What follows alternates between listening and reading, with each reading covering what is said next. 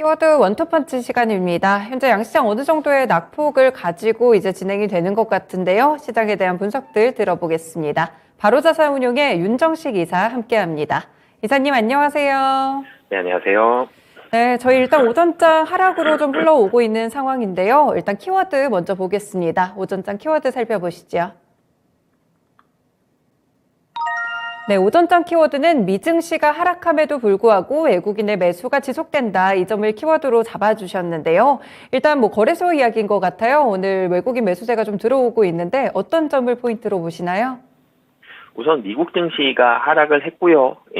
달러도 강세가 됐고요. 금리도 상승을 했는데 국내 증시에 외국인이 들어온다라는 점은 굉장히 좀 긍정적인 부분이죠. 외국인의 매수 금액이 굉장히 크지는 않습니다. 지금 현재 시장 시작한 지 1시간 17분 됐는데 외국인 769억 원 매수를 하고 있는데요. 어쨌든 외국인의 매수가 들어온다라는 점이 굉장히 좀 긍정적인 첫 번째 포인트고, 또 한 가지는 기관은 매도로 맞서고 있습니다. 근데 기관 매도에도 금융투자만 큰 규모로 1,800억 정도의 매도를 하고 있지, 그 외의 수급 주체들, 보험, 투신, 기타 금융, 특히 연기금이 354억 매수를 하고 있습니다. 그러니까 금융투자를 제외한 나머지 전기관과 외국인의 매수가 들어옴으로써 금융투자의 매도를 상당히 잘 선방하고 있고요. 그리고 또 긍정적인 면을 좀 살펴본다라면 낙폭이 굉장히 낮습니다. 1% 이상 하락으로 출발을 했었는데 낙폭이 계속적으로 줄고 있고요. 코스피 같은 경우는 이제는 0.38% 하락으로 낙폭이 많이 줄었습니다. 물론 아직도 하락 종목이 조금 더 많은 수준, 코스피는 이제는 좀 비슷해졌는데 하락 종목이 그래도 조금 더 많긴 하지만 코스피 코스닥 하락 종목이 비슷한 수준까지 올라왔고요. 그리고 대부분의 종목이 양봉이 나고 있다는 점도 상당히 좀 긍정적이고, 외국인이 매수하고 있는 섹터들을 살펴본다라면 사실은 미국 시장에서 운수장비도 그렇고요, 반도체도 그렇고, 어제 같은 경우는 전기차도 그렇고 우려감들이 조금씩 나왔죠.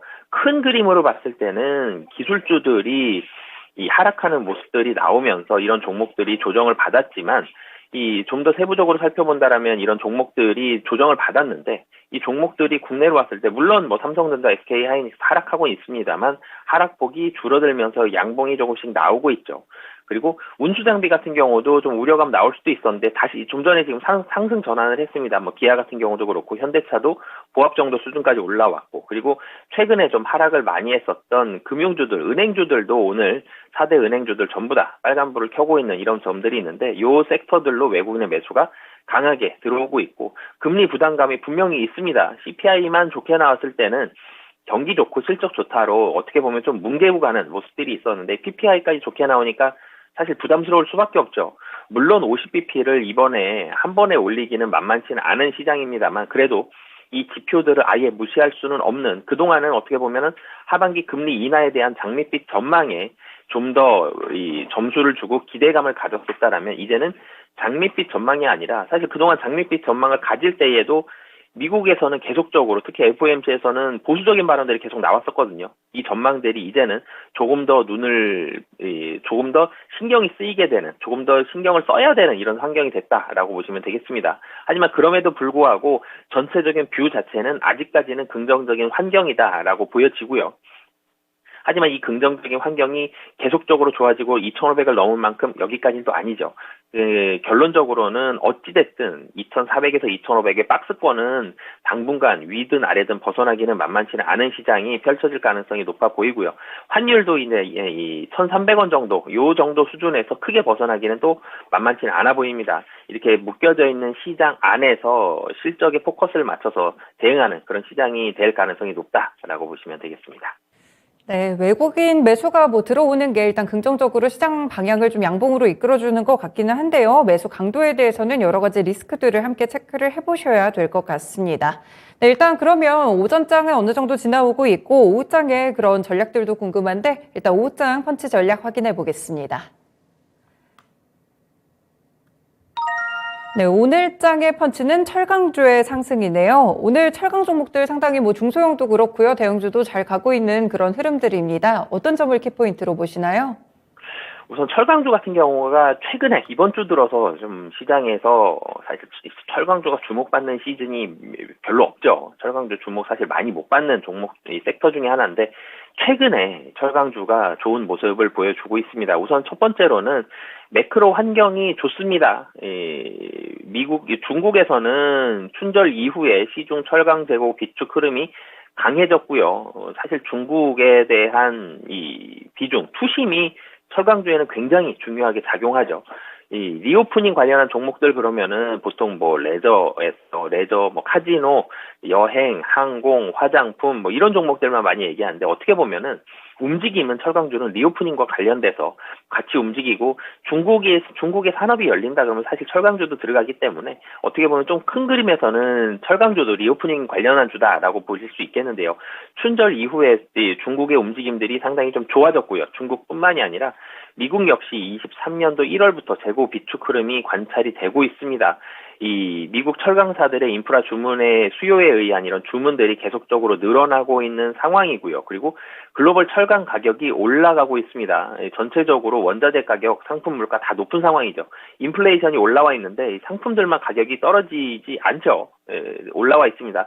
미국 철강사들도 최근 3개월 동안 5차례 연속적인 가격 인상, 그리고 중국 철강 가격도 12월 이후에는 계속적으로 상승하고 있다라는 점, 이런 부분들은 철강주들에 있어서의 기대감을 충분히 가질 수 있게 하는 이런 매크로 환경이 됐다라고 보시면 되겠고요. 그리고 또 한 가지는 이 국내 철강주들, 그러니까 이 철강주에 대한 환경은 지금 우호적입니다. 그러면은 어떤 철강주가 더 좋느냐를 봤을 때 국내 철강주들이 밸류에이션이 더 싼 편이거든요. 이 국내 철강주들이 글로벌 철강주에 비해서는 밸류에이션 매력이 상당히 좀 좋기 때문에 이 글로벌 국내 철강주들 같은 경우 본다라면, 그리고 이 시클리컬 업종들이 사실 좀 비슷한 모습들도 또 있는데 어떤 모습이냐 그러면 시클리컬 업종들도 사실 대체적으로 주식이 좀 경기를 선행하긴 하지만 시클리컬 업종들도 수요와 실적이 회복되기 전부터 주가가 움직이는 모습들이 있습니다. 지금 수요와 실적이 회복되는 모습이 이제 조금씩 나오고 있죠. 그래서 주가가 조금 더 빨리 움직이는 이런 모습들이 있기 때문에 뭐 이제는 철강주의 상승 초입 정도다라고 보시면 되겠고요. 근데 조금 더 길게 잡았을 때는 3월 정도에는 중국의 주택이나 경기 관련 데이터 나오는데 이때는 굉장히 좀 중요할 것으로 보여집니다. 보통 주식이 기대감으로 한번 상승하고요. 특히 시클리컬에서는 기대감으로 상승한 이후에 지표를 확인하고 숫자를 확인한 이후에 추가 상승이 한 번 더 일어나는데 2월에는 우선 기대감으로 상승하는 시기다. 지금부터는 상승하는 시기다라고 보시면 되겠고요. 3월에는 이제는 숫자를 확인할 겁니다. 중국의 여러 가지 관련된 주택이라든지 경기 관련 지표들이 3월에는 철강주에는 굉장히 중요한 포인트로 작용할 수 있기 때문에 2월에는 기대감, 3월에는 숫자를 확인하고 대응하시는 전략이 좋다라고 말씀드리겠습니다. 네, 중국 쪽에서 철강 재고에 대한 비축 흐름이 좀 강화가 되고 있다고 합니다. 그리고 밸류에이션 매력도 국내 철강주들 위주로 좀 보유를 하고 있는 상황인데 한 가지만 짧게 여쭤보면 튀르키예 제철소도 지금 가동 중단이 돼가지고 이런 부분들이 혹시 국내 철강 종목들이 유럽 수출기를 넓히는 데는 어떻게 좀 영향이 좀 있을까요? 우선 철강주 같은 게 단기적으로 이 판매사와 매입을 하는 메이처가 사실 단기적으로 바뀌기가 쉽지가 않습니다. 이 철강주다라고 하더라도 똑같은 철이 아니거든요. 그리고 이 비슷한 재료인 거지 조금씩은 다 다르기 때문에 그래서 항상 쓰고 있는 곳 철강 회사의 이런 철강들만 대부분 사용을 하고 있습니다. 성분이 조금만 달라져도, 그리고 온도가 달라져도 달라지는 게 철강이기 때문에 이런 부분들은 좀 중요한데 조금 더 길게 봤을 때는 튀르키예는 단기적으로 금방 해결되기가 만만치는 않죠. 그래서 철강주들에 있어서는, 국내 철강주에 있어서는 물론 뭐 가슴 아픈 사건이긴 하지만 국내 철강주에 있어서는 실적적인 면에서는 조금 길게 봤을 때는 우호적인 환경이다라고 보여집니다. 네, 알겠습니다. 철강주에 대한 의견까지 들어봤습니다. 이사님 고맙습니다.